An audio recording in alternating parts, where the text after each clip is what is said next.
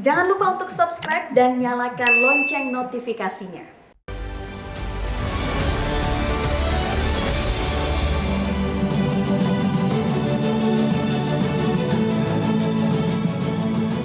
Temu lagi di Hot Room, Pak Willy dari Nasdem. Nasdem adalah salah satu partai yang selama ini belum menunjukkan warnanya. Tidak menunjukkan arah kemana koalisi dan juga belum menyebutkan siapa kira-kira calon presidennya. Apa yang terjadi? Kok pakai sibuk segala, raker segala gitu loh. Ada apa? Nasdem itu kan panas-panas ngadem gitu. Ya. Jadi ya kita tarik dulu, kata Abang tadi, kita rakernas dulu untuk kemudian konsolidasi. Ini kan suatu keniscayaan Bang untuk membangun koalisi. Ya. Cuma cara berpikir dan cara bertindaknya kemudian Nasdem agak dibalik. Kenapa? Yang menjadi magnet utama di dalam pemilu presiden itu adalah capresnya. Yaitu Hotman Paris. Cocok, masuk barangnya. Jadi karena Bang Hotman belum kita deklarkan, atau si Bujang atau si Ucoknya belum dideklar, maka kemudian kita di dalam Rakernas akan menggodok itu, lalu kemudian Pak Surya akan mengumumkan 3 nama. Ya. Nah, kira-kira partai mana yang dekat sama Nasdem? Ya. Kemarin itu Gerindra ya. datang, Pak Prabowo. Iya, pada sowan semua. Ya, Ada bukan apa sowan. nih? Wisata politik. Ketua partai Pak Prabowo, SBY datang sowan ke bosnya Nasdem. Ada apa nih? Itu melihat lukisan, melihat patung-patung. Abang aja yang belum datang. Kan ini magnet utamanya sekarang di pentas politik kita ini kan Nasdem Tower Bang. Ya, Jadi, Nasdem Tower. Iya, Ya. jadi pengen lihat-lihat, pengen makan malam, diskusi sambil mengulas patung dan Kira-kira lukisan. kapan mulai Nasdem menunjukkan warnanya? Habis raker? Habis Rakernas dengan 3 nama kita akan mengkomunikasikan. Karena apa? Di dalam pembangunan koalisi kita tidak bisa seperti Abang bilang tadi kawin paksa. Dari arahnya yang Bapak lihat di dalam itu kira-kira ikut KIB atau semut merah atau ikut PDIP? Bisa aja, kemungkinan probability itu semuanya terjadi. Ya. Tapi yang penting adalah satu, chemistry-nya harus terbangun. Siapa capres yang kita tawarkan itu dari 3 nama itu, lalu kemudian siapa yang mendapatkan respon yang cukup. Kira-kira bakal diumumkan habis raker, yaitu tanggal 17 malam ya. Pak Surya akan mengumumkan siapa 3 calon presiden yang akan Nama Hotman akan masuk. Pak Ray Rangkuti gimana? Pendapat Bapak gimana atas koalisi ini? Mana ini? Kira-kira arahnya kemana ini semua? Pertama, koalisi yang dibangun terlalu dini ya boleh-boleh saja. Ya. Pada tingkat tertentu ya bagus. Ya. Ada positifnya memang koalisi itu dibangun sejak dari awal. Ya. Sehingga dengan begitu kita tahu siapa yang akan bergabung dengan siapa. Ya.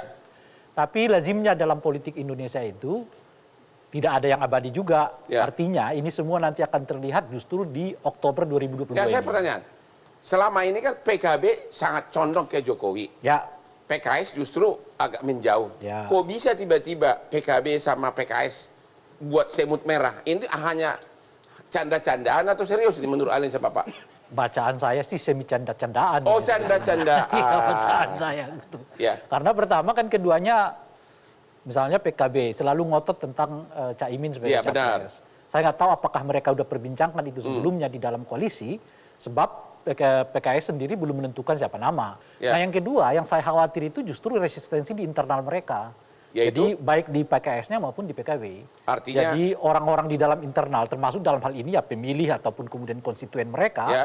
belum tentu setuju dengan model koalisi ini. Ya. Karena rasa-rasanya koalisi ini dibangun berdasarkan kesepakatan elitnya saja. Ya. Tapi belum merupakan penampungan aspirasi Oke. yang muncul dari kalangan Jadi bawah. ini koalisi baru hanya sekedar mentest the water gitu lah.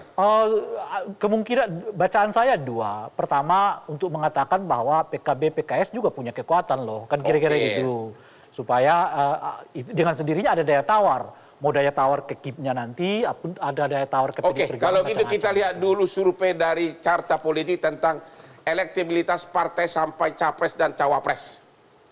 Nah, ini hasil survei. Wah, PDIP tetap jadi partai gajah. Gerindra, Golkar, capres. Sekarang kita lihat dulu capres nih, ya. Inilah capres elektabilitas. Pak Ganjar tetap terdepan sama Pak Prabowo, ya. Anies 20%, tapi sampai sekarang belum jelas gerbongnya yang mana ya, partainya yang mana ya.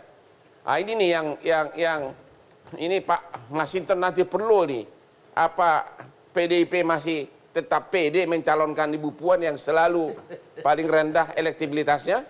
Mungkin ada baiknya langsung saya tanya kepada Pak Masinton. Setelah melihat ini, dan ini terjadi sudah berbagai survei ya, bukan hanya sudah berulang-ulang, tetap selalu paling rendah. Ya, Apakah masih ada arahnya mencalonkan beliau jadi wapres? kenapa tidak? Artinya begini Bang, Wapres atau capres? Dia wapres atau capres? apapun itu nantilah, saya nggak mungkin mendahului Ibu Ketua Umum. Artinya begini Bang, dari seluruh berbagai survei belum ada preferensi publik hari ini ya, persepsi itu terhadap yang menguat kepada satu figur. Artinya semua ini masih relatif sangat Sebentar cair dulu, dan dinamis. Bapak mengatakan tidak ada yang menguat ke satu pihak. Ini orang PDIP terus-menerus selalu nomor 1. Tapi kalau nggak ada partainya? Makanya saya tanya, Ini kenapa, coba, ini kan tokoh. kenapa Ini PDIP tokoh. tidak fokus saja ke Ganjar? Survei ini Bang, ya, ini kan potret saat ini. Ya, Ke depan pemilu masih lama. ya, Segala sesuatu masih sangat dinamis. Ya. Bisa terjadi ke depan itu. Ini kan potret saat Jadi, ini. sampai hari ini belum ada terkonsentrasi di PDIP akan mencalon ke Pak Ganjar sampai Belum. hari ini. Survei ini salah satu variabel. Banyak variabel lain nanti yang bahan menjadi Jadi belum ada ya, Pak pertimbangan. Ganjar belum ada wacana serius untuk itu. Belum. Oke, Pak Nurdin, sama juga ini selalu rendah elektabilitasnya. Golkar masih yakin. Sangat yakin. Gimana yakin? Sama berdua ini selalu Gini. paling bawah. Ada 3 faktor Ya, untuk kita memilih capres. Ya. Yang pertama adalah suara rakyat. Ya. Yang sementara ini indikatornya adalah dari survei. Itu betul. Ya. Tapi yang kedua adalah suara hati kader. Itu suara mereka juga harus kita dengar. Nah, yang ketiga adalah suara parpol. Kenapa? Ya. Karena Golkar, P3, PAN itu pasti ingin menang. Jangan lupa Pak Hotman, masih ada faktor lain. Faktor infrastruktur. Nah, Ya. Golkar, P3, PAN memiliki infrastruktur yang sangat kuat sampai ke tingkat RW, RT. Ya. Tidak, instrumen ini kalau ini digerakkan secara maksimal, survei ini nggak berlaku. Oh begitu ya. Dan sekarang ini belum maksimal. Jadi masih yakin Pak Erlangga? Yakin. Oke. Yang kedua, Ya. sebentar lagi Pak Hotman, Ya. kedua, Golkar secara konstitusi itu memang telah menetapkan. Ya. Dan menetapkan itu Munas. Keputusan Munas hanya boleh dirubah oleh Munas. Ya. Nah oleh karena itu apabila nanti Erlangga tidak mencalonkan, maka hanya Erlangga bisa merubah itu. Kemudian dia menyampaikan ke Munas. Karena Golkar itu partai yang sangat terbuka, TBK. Gitu. Terima kasih. Pak Jajil. Ya, siap. Sama juga calon capres ya yang wacana yaitu Pak Caimin. Ya. Juga nggak pernah masuk 10 besar. Ya. Sementara mau bikin koalisi semut merah PKB dan PKS. Yakin Caimin bisa lolos. Yakin. Dari mana yakinnya? Nanti gini, saya Ya. jelaskan. Ya. Jadi Pak Hotman jangan terframing oleh elektabilitas. Misalkan saya kasih contoh. Ya. Di depan ini, menang mana Mbak Puan sama Pak Ganjar? Pasti menang Mbak Puan. Kenapa? Karena Pak Ganjar nggak punya tiket. Ya. Kalau dia tidak berangkat, yang menang Mbak Puan.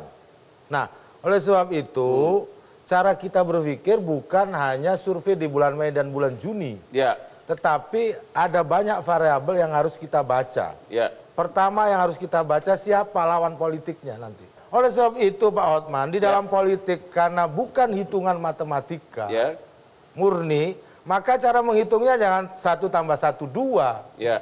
Tetapi ada banyak cara menghitung di dalam politik karena politik itu seni kemungkinan. Pertanyaannya bagaimana kalau Pak Anies, Pak Prabowo, Pak Ganjar nggak maju? Apakah Caimin bisa menang? Bisa menang. Kalau maju? Iya. Kalau maju gimana? Ya nggak ada soal, namanya juga Nggak ada soal politik. gimana? Kalau maju Caimin bisa nggak menyaingi Nggak begitu? bisa karena ini masih bulan Mei. Kalau maju nanti, Nanti bulan Oktober saya Uber. Ya kan begitu karena survei ini apalagi periodisasi survei. Nah oleh sebab itu Pak Hotman jangan pernah menakut-nakuti semut merah dengan Ya. cara elektabilitas. Kita Ya. nggak pernah takut. Ya. Karena semut itu lubangnya kecil, jalannya kecil. Pokoknya asal kita bisa jalan kita akan menang tuh. ya. Gitu, jadi semut nggak butuh jalan tol. Yang penting menang. Nah itu Pak Hotman, kenapa kita sebut koalisi semut merah. Ya, oke. memang kiprah politik ini bisa berubah-ubah, labil. Kadang A, kapan B, kadang B, sama seperti Hotman. Kadang hari ini asprinya yang cantik dari daerah mana, besok asprinya dari daerah mana. Ya, nanti kita akan tanya arah koalisi ini akhirnya kemana sih? Ketemu lagi sesudah jeda berikut ini.